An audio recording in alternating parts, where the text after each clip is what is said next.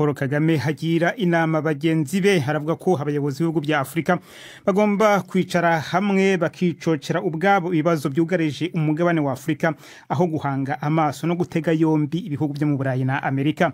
Ibyo Perezida Kagame yabivugiye ejo i Kigali mu nama mpuzamahanga ya Banki ya Afrika itsura amajyambere aho yanenze abakuru b'ibihugu bya Afrika baherutse i Paris mu Faransa mu nama yari yatumijwe n'umukuru w'icyo gihugu François Hollande mu gushaka ingamba zo kurwanya umutwe wa Boko Haram. Inkuru irambuye mwayiteguriwe na Mode Julien mukamugezwaho na Prudence Nyumva.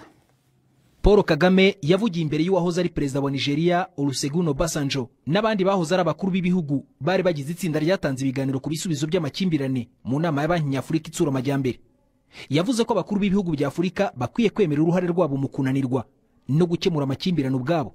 Akomoza ku nama yabereye i Paris yagiyemo benshi mu bakuru b'amareta muri Afrika yo hagati no mu burengerazuba barimo na Perezida Goodluck Jonathan kimwe na Paul Biya wa Cameroon.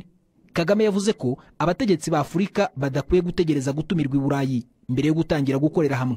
For me, when I'm watching on television and I find jewe ndavye televiziyo nkabona abarongozi bacu bagombye kuba barahuye bakaganira kuri ibi bibazo bihanze ibihugu byabo bakarindira gutumigwa i Buraya kwicara gusa to sit there and just it's like they are made to sit down and umengo bategetswe kwicara hamwe bakaganira ku bibazo byabo.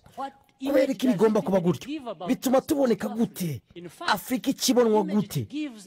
Ahubwo bice bigaragara ko tutaje gukemura ibibazo byacu, twagiye gusa kwifotoza tunezerejwe no kwicara i Paris n'umukuru w'Ubufaransa tukavuga ku byo gukemura ibibazo.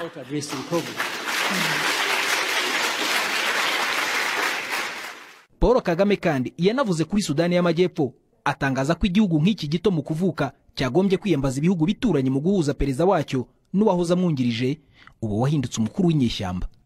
Inkuru ya Mode Julien.